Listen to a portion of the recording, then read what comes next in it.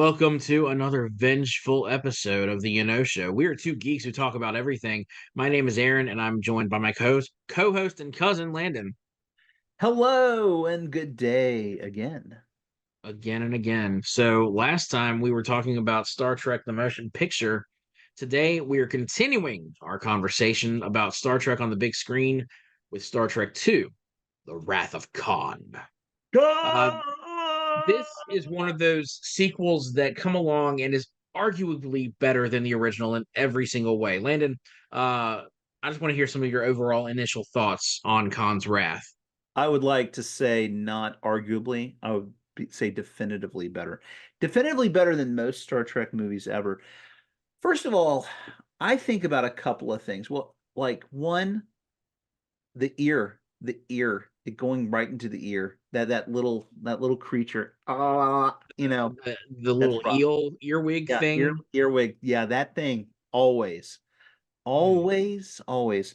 But wow, the performance of what's his name? Rick Ricardo Montalban. Pardo. Yeah, I can never say his last name. Montalban. Montalban. He's great. And I think about like in Star Trek Six, The Undiscovered Country, when you have Christopher Plummer playing General Chang, was it right? Yeah. Or something like that. And he's quoting, it's just this educated, but military tactical genius kind of way. He's so poetic in how he speaks, his accent, the whole bit. But the thing that gets me now after watching the original series and seeing the episode about Khan and his people, he looks very different, right? I mean, they all look not the dark hair. He doesn't look like Gene Simmons. He looks like he looks kind of cool with his mane of hair is, it's so Yeah. and he's It's very Tina strong. Turner. Yeah, very Tia Turner, Thunderdome. And he's got this his muscles are strong and he aged well. Those are some impressive pectorals there. Yes.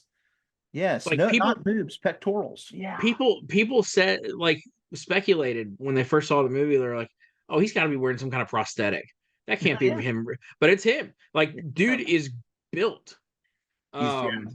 So like, yeah, this is the big screen sequel to. It's a direct follow up, not to the motion picture, but to the original series episode that you just mentioned, Space Seed. Space Um, Seed. That's it. it's that's the episode that introduced Star Trek fans to the genetic superhuman Khan Noonien Singh.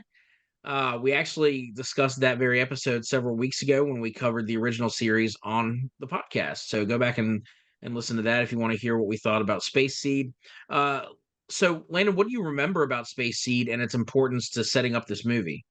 I feel so it's been a little while since I've seen Space Seed, but I feel like there was a twist. Like there wasn't like a bad, they weren't bad per se at the beginning. What wasn't it like that they were or at least that it ended out positive? Because I do remember they had this big fight and Kirk had to convince Khan um or something. But I just remember like a Spock fight scene that was really amazing because I don't think I had seen Spock have super strength until that episode, unless I'm Right. missing something. Remind me how that episode went because I can't remember. Well, it starts out with Khan, being thought out from his hyperspace or hypersleep or whatever it is, um, from the Botany Bay, which is the ship that he and his people were exiled from Earth on, Right. and put into suspended animation. And so they wake Khan up, and at first he is diplomatic, Yeah. and but he's also very manipulative. And of course, Right. we've got I can't remember her name, but she's part of the Enterprise crew who falls in love with him, and of course he manipulates her, and she Yeah. helps him out in trying to take over the ship. He attempts to murder Kirk, flat out. And so in response to this, Kirk and the Enterprise crew are well in their rights to put Khan back into hibernation, but instead they offer to send his ship, the Botany Bay, put them on this, uninhabited planet where they can go ahead and build their own society, where Khan Right. can once again be the ruler he sees himself to be. And he takes this woman from the Enterprise that fell in love with him, and she's now part of Khan's little society. And of course they're left to kind of in exile there on this planet Ceti Alpha 5. Well, the ending of the episode has our, as Kirk and McCoy and Spock, I think it's the three of them kind of discussing. It'll be interesting to see what happens, come back in several years to find out what's happened to this little seed that we planted on Ceti Alpha 5.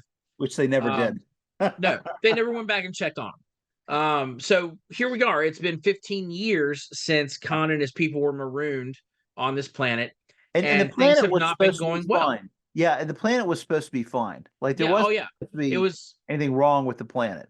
right. There was no intelligent life on it.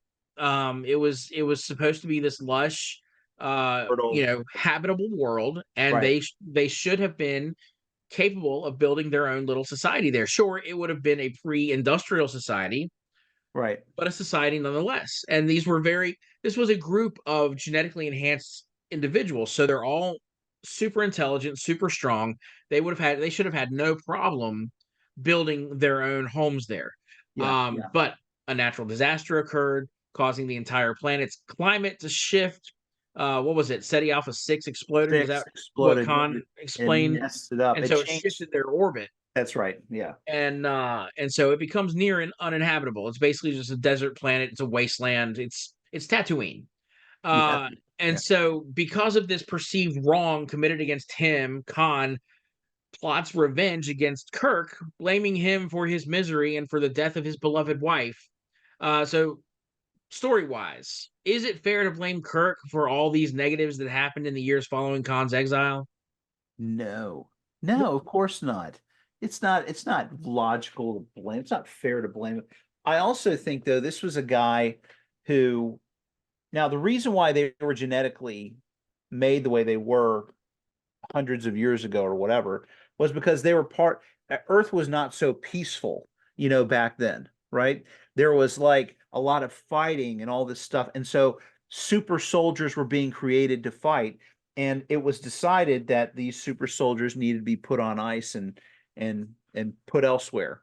Yeah. So It was a rough giving time, the 1990s. yeah, yeah, very much so. So it's like you look at all of that happening, his mentality is he is what he is, and he's a ruler, he's a king, he's an emperor. He's like an Alexander the Great kind of a person, but then life and circumstance hinder him. So can Mhm. he just like be okay with the fact that, hey, stuff happens? No, he's got to have, as a warrior, he's got to have somebody to blame for his woes. Yeah, And so, yeah, makes sense. It's just not fair. It's stupid. he has super intelligence, super strength, and along with that, a super ego. Yeah. Uh so this film, while punching up the action compared to the previous movie, still manages to explore some important themes, like friendship, sacrifice, and aging in the face of feeling irrelevant. And of course, you've got this Ahab-esque nature of Khan's undying thirst for vengeance. You feel like expanding on some of these themes for us? Yeah. So I think like if we picking one of them, not to just jump to the sacrifice, but although it's towards the end, I obviously this movie has it's all about Wrath of Khan, but you almost get an epilogue kind of a situation in this movie that is very distinctly separate from anything happening with the Khan world. Khan has caused something. Khan, has fired, on the ship and mortally wounded the ship. And in his own situation and putting himself out there, he is actually endangered himself because of his vengeance in a very Ahab way. Um, but then you get this epilogue with Spock, where Spock sacrifices himself And it's a very touching, memorable, one of, if not the most memorable moment of all of the Star Trek original movies I can think of is this scene. Um, so it's almost like you get a little mini movie there.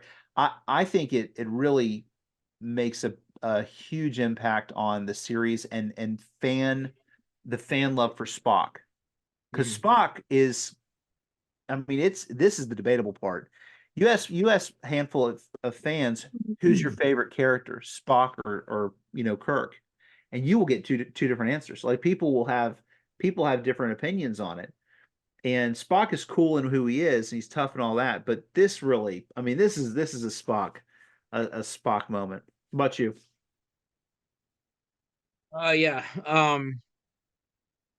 The looking at these themes throughout the movie, you start off, it's Kirk's birthday Oh, at the that's beginning of the right. movie, and Bones kind of gives him a hard time about it and says, people have birthdays every day. Why are we treating yours like it's a funeral? That's true. Yeah. And what it comes down to is really Kirk feels kind of irrelevant. He's taken this promotion. He's become an admiral, which has taken him off the bridge of a ship. And and Spock later points out your first best destiny is as a commander of a ship. Sitting in that captain's chair is what you are meant to do. Right. But you have allowed Starfleet to take you away from that and put you behind a desk, and that's not where you belong. Right. And so a lot of this movie is Kirk realizing that and realizing that he should be behind you know, they're sitting in that captain's chair the entire time. And so he gets that opportunity when everything pops up with the Reliant, the ship that Khan takes over, and with the science station where they're building the Genesis device. Dude, We're just introduced to Kirk's former flame and their son David.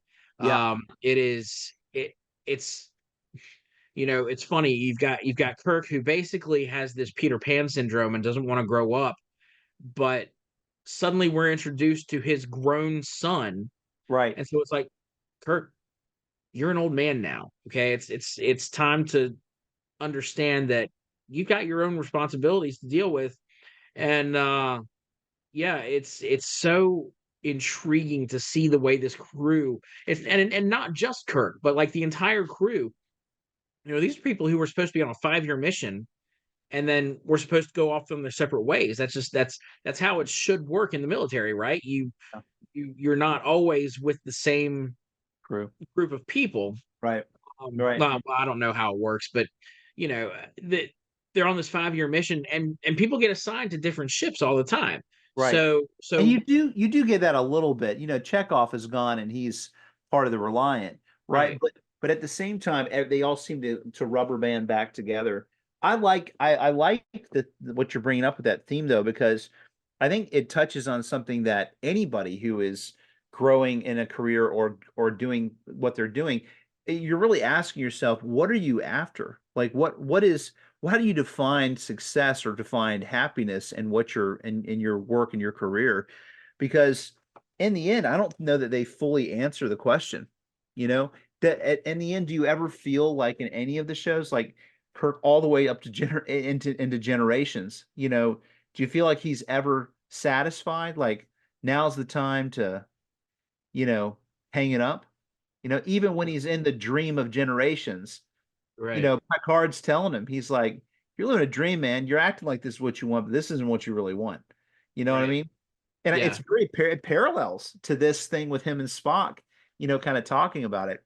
Really. it's like when you think about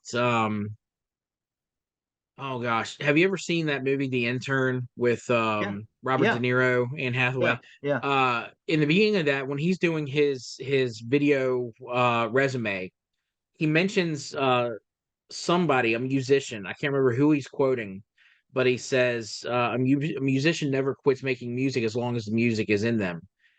and then he uses that to say, I've still got a lot of music in me, which just means he's got you know time left. He wants to be able to be Right. productive and do something useful with his time. Right. And so you can apply that here with Kirk, with, well, really with the rest of the crew. you know they've got music left in them. They've got something left to do. And Kirk in particular is not one to slow down. He's not one to let age get in the way of his desire to not only explore the galaxy, but be that hero that Right. you know the galaxy sometimes needs. Right. and Right. um and so it something about that is very um attractive to him. Right. It's why we see he never settled down with Carol Marcus, Right. uh, and raised their son together. He was off saving the galaxy Right. over and over again, because that is who he is. That's It's who what he his is. destiny is. Right. And yeah, And you it's don't really see great it to explore happening that. with anybody else. Like it's not Spock is who Spock is, right? Or even you look at like Scotty, or Bones. It's like yeah, retirement. You don't see them sitting here saying, "Oh, I've got to work a transporter or I've got to be the doctor." I mean, even in the motion picture, Bones is like, "Why in the world am I back here?" You know what I mean? He hates But being in space anyway. yeah, but you find with Kirk it's very different. There's this drive that pulls him into it. And Khan tries to, in a very manipulative way, um even tries to make Kirk into something that he's not. Almost like they're a nemesis, you know. And although I do consider Khan to be a nemesis, for Kirk as a great villain, what Khan considers him to be is not who he is. And Mhm. yet they both have similar drives. It's just one is a drive for good and one is a drive for self. So that little man versus self that Kirk's going through, but then also that man versus man with Khan is a very interesting dynamic. Yeah. So when it comes to the cast, we do of course have the entire crew of the Enterprise back in front of the camera. We've got Shatner playing Kirk again. He's an admiral. We mentioned that. He's no longer in the captain's chair, and it just doesn't feel like a Star Trek movie at this point without Kirk in command. Spock is the captain of the Enterprise. He's working with a crew of mostly trainees, Right. including newcomer Lieutenant Savick, played by Kirstie Alley. This is her first film role. So It's crazy. You're like, why didn't you stay? Why didn't you stay? I thought she did fine in the role. I thought she did yeah, good. I'm not sure what happened. Her character shows up again in the next two movies, but she's played by another actress. Right. Uh, let's talk a little bit about the Kirk, Spock, McCoy trio and how they interact and play off of each other. They've all got their own strengths, and it seems like they're bouncing off each other constantly. First of all, you think just like Bones just is constantly incredulous at Spock, but Spock is almost like an older sibling, you know, who just who's still bantering back. Spock is not emotionless, first of all. He is Oh no, very much, he's sarcastic an incredible amount, and so which is bred out of emotion. So it's funny, it's so funny to watch him say things, and then Spock will always just raise that eyebrow, you know, at any given time. Um, fascinating. and I think it's funny too how Kirk just likes to watch the banter between the two. He just Yeah, like I'm just gonna let you two go. I just Let you do expect what to you're pull gonna out do. some popcorn and just watch them do them go. No, please, Like please, it's like we're please. throwing a bone between two dogs and just let them go at it. It's so funny. I think about my sister and I growing up, and my sister was very eloquent, and we'd argue about something. I'd say all these things to her, and she's I'm not going to dignify that with a response, and I'm just like, yeah, well, your face isn't going to dignify something, but she was very much One. the Spock-esque, one. It's just like, please, I'm like, I really like the you. scene where they're going over the like they for the first time they look up what the Genesis device is, the Genesis project. Yeah, And so you've got the three of them in that room and they're discussing really the the philosophical ethics of meaning it. Right, behind the ethics, the right, moral dilemma of we have this device that is meant for creation right. but could easily be twisted and used to destroy an entire world. Right. It and that's it's so such a great interaction between the three of them, I think. It really is because when you think about it, Bones is hardcore about just being careful and thoughtful about those things, about the rightness of that. And you have, you know, obviously just from an academic standpoint or just, fascination standpoint, you have a Spock, but then Jim, I think he's always there. It's almost like he's in the middle of listening to these two voices and weighing in on it, but always from more of a discovery standpoint. He has an interest in how things are, but also tempered. They really are like the left and right side of his shoulder on any of these issues, always. I Yeah, love that about their interactions. yeah. We can't, of course, go without mentioning Ricardo Montalban's impeccable performance as Khan. You see what I did Amazing. there? That was, Impeccable. it's good. He never has a scene with Shatner face to face, which is hard to believe. Like they never play off of That's each other. right. It's always on screen. Right. Uh, but they both play it so perfectly as if they are really bantering back and forth as old enemies.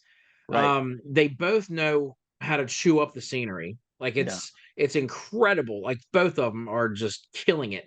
What are your thoughts on Khan as played by Ricardo Montalban? I cannot imagine it being anyone else. And although I love Benedict Cumberbatch, he didn't have a chance. Oh no. Like in the darkness. Like I'm just telling you, like this performance was fantastic. One of the things too is you think about how Kirk is always or Shatner's always joked on now just about, we've traveled back in time. You know what I mean? He's just that way. But in these movies, he's not really that far with it. It's always exaggerated. But he definitely has a way that he talks where he pauses and he's this way. Yeah, he's got that cadence. You know, Ricardo Montalban has is similar. A way that he speaks, and Mm. you know what he means. You know what he means. It's very You deliberate. have done this, and you know what you have done. It's just it's so soft and yet intense. Yeah, they both, I think you're just and raptured in when they speak. You cannot like not listen. You know, uh, Right. Unbelievable performance. Probably, in my opinion, the best actor of all of the original, all of them. Shatner would be second best to that. I just think Khan's performance was whoa, crazy. Yeah. Awesome. Yeah, I the scene I love the most from him is he's commanding the Reliant and his secondhand man there is he's like reporting back that the Enterprise has not raised their shields. He's all like, "Of course, we are one big happy fleet." Yeah, he's just like, yeah, loose. It's like, Yeah, no, it's pretty good. Is this is the start of Kirk having his famous fire, you know, move, right? yes, When he yeah, when he's doing the final torpedoes. And this is yeah, like something you can expect. As much as you can expect Kirk shouldn't be in the seat, but somehow finds himself in the seat in every movie. This is also a theme where, you have a way of him fire, you know? That's pretty fun. mm, All right, so real quick, I got to ask you this. yeah, Them using Chekhov as like the because of the earwig thing and his mind control and all that. yeah. I thought that was like, come on. He's always been this sweet. He's like the Will from Next Generation. He's like, you know, Well, how can you take little check off there? Which of course, the man is, older by then, but at the same time, he's always been the little one, the little runt. You well, put a little earwig in him. here's the kicker. Chekhov didn't appear on the show until the second season. Right. And so he wasn't there for Space Seed. How does Khan know him? Oh, good point. Oh, plot hole. Yeah. Yeah, Whoops. they just didn't think about that when they were writing the script. Yeah. Just one of those little things that fell through. Ooh, But you're preaching. you can argue that Chekhov, he was part of the crew. He just wasn't, a main cast member yet. That sounds very much Paramount. I mean, Is might that as well. Paramount? So we mentioned that the big spoiler in the movie, if you haven't seen it, is Spock's death scene. This was a big deal Mm. because even though this was the age before the internet, somehow the plot got leaked that Spock was set to die in the movie. What? Yeah, it got out that he died not only in the movie but died in the first act. Oh, And so when you have that line between Kirk and Spock after the Kobayashi Maru yeah. test, Yeah. uh Kirk says, "Aren't you dead? Yeah, yeah, yeah. The simulator was destroyed and you with it." And so that was meant to, they were hoping, throw fans off when they got into the movie to see it and be like, Yeah. "Oh, oh, it was a fake death. It was Yeah. just in, Yeah. he Yeah. was acting in the Kobayashi Maru." That's pretty smart. Uh but in reality though, Leonard Nimoy made it no secret he was ready to let go of the character. Uh, okay. But they also left it open ended, hinting at the possible return, and then enticed him back with the director's chair for Star Trek 3. So, uh, we've already talked a little bit about what you think about the death scene, uh, but how do you feel about the way they set it up for the next movie? Yeah, so I'm assuming, that they had written out or at least had enough plot points planned for the third, the search for Spock. Because you have this scene right before he's about to go into the chamber where he goes up to Bones and he does this thing. He says, "Remember," right? And you Mhm. see that, and that's very important for the next movie. So obviously that is, and there's really no reason that would ever happen. There's nothing that would explain it other than for it to be for the next movie. So, I think this was part of a bigger plan already for him to come back, right? And so without me knowing that he was enticed with the director's chair, he was pulled back into it. The funny thing is about it too is I think about Leonard Nimoy, and although I appreciated him in let's see, what was he? Of course, he did the voice of one of the bad guys in Transformers, and it wasn't Fringe. Was it Fringe or was it? It might have been Fringe. He was in another show that he was in that I liked. But other than that, he is just Spock. So for Leonard Nimoy to be done at that, it'd been like, but Spock is such a big part of like the overall lore of Star Trek. I couldn't imagine him not being a part of it. You know, I don't even know if the series and the expansive shows beyond would have been necessarily as successful without having Spock. But Yeah, I don't know. What do you think? but he's such a key character in the entire timeline, Right. really, of Star Trek. Like even going into today's series with Strange New Worlds, the Right. actor playing him now, I feel like is fantastic in the role. Absolutely. But I feel like it's not just the actor; it's the way that the character is written, the way he's portrayed. He is Spock is so important to Star Trek lore. Yeah. It's hard to imagine. Like I, you know, this was a successful movie. Paramount deemed it successful enough to come back and do a third. Right. Now, if Leonard Nimoy had decided, you know what, no, I'm done with it. I don't want to be Spock anymore. Um, I imagine they would have found a way to carry on. I don't know They could that have they very would have. easily done the search for Spock without him, and Yeah. we can talk about that, when we get to that movie. But yeah, and it'll be speculation, obviously. How do you do the search for Spock without Spock? Right. But I feel like there are seeds in the storyline that could go either way. Yeah. Yeah. Um, but yeah, it's hard to imagine.